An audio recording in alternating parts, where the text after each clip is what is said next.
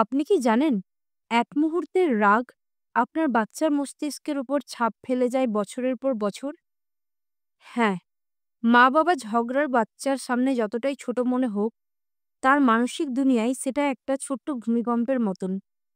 আজকের ভিডিওতে আমরা এমন কিছু সত্য কথা বলবো, যা শুনলে আপনি হয়তো নিজের সম্পর্কটাকেও নতুন চোখে দেখবেন আর জানবেন বাচ্চার সামনে ঝগড়া কেন এত বিপজ্জনক আর এর থেকে বেরিয়ে আসার পথ কোথায়। আর হ্যাঁ, আমরা তো শুধু তর্ক করেছি একটু, এই লাইনটা আজকে বন্ধ রাখুন। কারণ আজকের ভিডিওয় জানতে চলেছেন সেই একটু তর্কেই কত গভীর ক্ষতি হতে পারে। ফার্স্ট পয়েন্ট, বাচ্চার মস্তিষ্ক ঝগড়া বুঝতে পারে কি? ভাবুন, ঘরে টানটান উত্তেজনা, বাবা মা দুজনেই রেগে আছেন, কিন্তু কোণের বিছানায় থাকা ছোট্ট বাচ্চাটা সে কিছু জানে না। এমনটা ভাবা ভুল। বাচ্চার মস্তিষ্ক জন্মের পর থেকেই শব্দ, টোন, আবহ সবকিছু টের পায়। বিশেষ করে রাগের আওয়াজ, উচ্চস্বরে কথা বলা, দরজা ধাক্কা, এগুলো তাদের ছোট নার্ভাস সিস্টেমে স্ট্রেস হরমোন বাড়িয়ে দেয়। এটা শুধু কান্না বা চমকে ওঠার বিষয় নয়।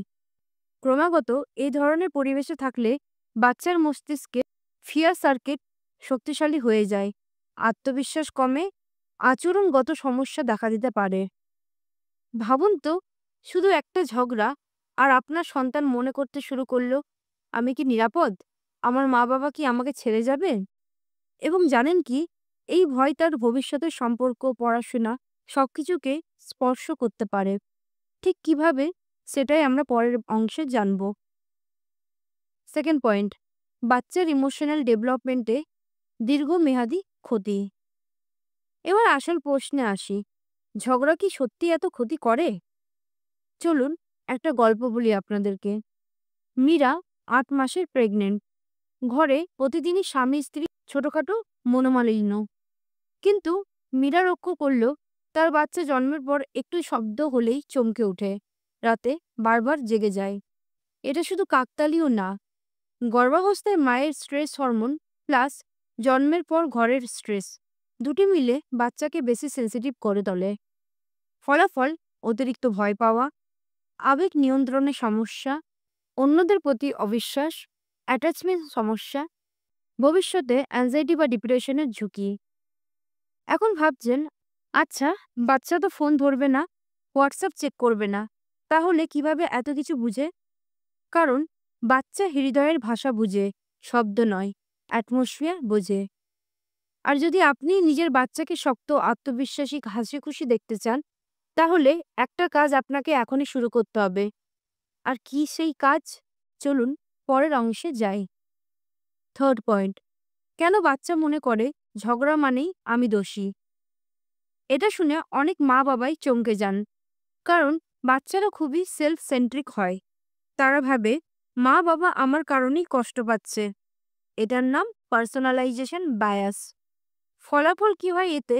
অপরাধবোধ, low self worth, over thinking, quiet বা অ্যাগ্রেসিভ আচরণ। আর সবচেয়ে ভয়ঙ্কর, এটা তার জীবনভর ক্যারি করতে পারে। এখন একটা প্রশ্ন করি আপনাদের, আপনি কি চান আপনার সন্তান নিজের সম্পর্কে ছোট ভাবুক? না, তাই তো? তাহলে সবচেয়ে জরুরি কথা হলো, বাচ্চাকে ঝগড়ার কেন্দ্রে যেন কখনো না ফেলা হয়। কিন্তু ঝগড়া কি পুরোপুরি বন্ধ করা সম্ভব?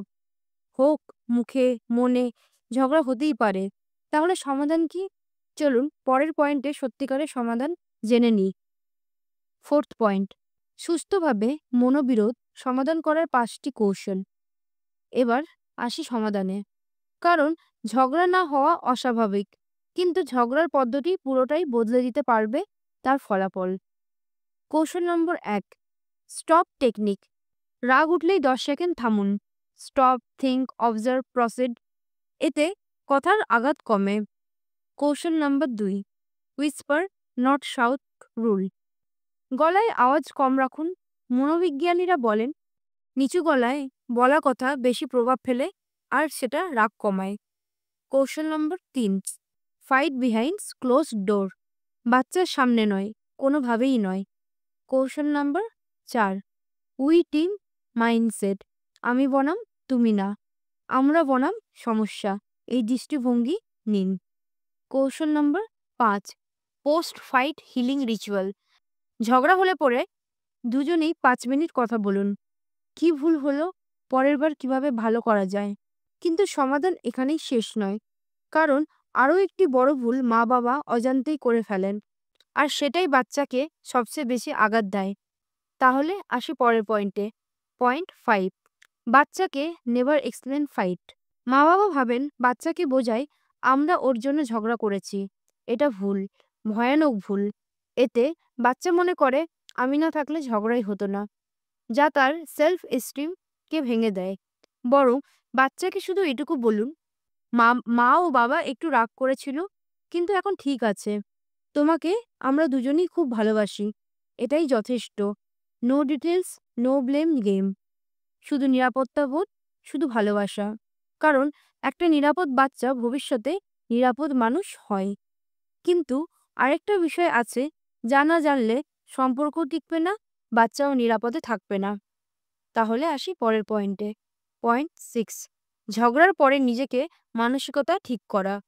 মাতৃত্ব বা পিতৃত্ব মানে আপনি রোবট নন। ধৈর্য কমে যাবে, রাগ উঠবে, এটাই কিন্তু স্বাভাবিক। কিন্তু পরের অংশটা গুরুত্বপূর্ণ, নিজেকে হিল করা। যেমন ৫ মিনিট ডিপ ব্রিদিং, ১৫ মিনিট নিজের সাথে চুপচাপ থাকা। জার্নালিং মানে আমি এত কেন রেগে গেলাম। নিজের সঙ্গীর সাথে অনেস্ট কমিউনিকেশন করুন। প্রয়োজনে কাপল কাউন্সেলিংও যেতে পারেন। কারণ আপনি যখন নিজের ভেতরটা শান্ত রাখেন, আপনার ঘরটাই বাচ্চার জন্য নিরাপদ আশ্রয় হয়ে ওঠে। আর এখন আসছি সেই গুরুত্বপূর্ণ প্রশ্নে, যা হয়তো আপনি ভিডিওর শুরু থেকে অপেক্ষা করছেন। শেষ কথা শুধু একটি, বাচ্চা আপনার বলা কথা বোঝে না, কিন্তু আপনার অনুভূতি, আপনার ঘরের পরিবেশ সব বুঝে। আপনি যদি চান আপনার সন্তান আত্মবিশ্বাসী, সুখী, ইমোশনালি স্ট্রং হয়ে বড় হোক, তাহলে ঘরে শান্তির তৈরি করাটাই আপনার সবচেয়ে বড় উপহার। এখন বলুন, আজ থেকেই কি সেই পরিবর্তন শুরু হবে আপনার সন্তানের জন্য? দেখা হবে পরের ভিডিওতে। আজকের মতন এখানেই শেষ করলাম। ধন্যবাদ।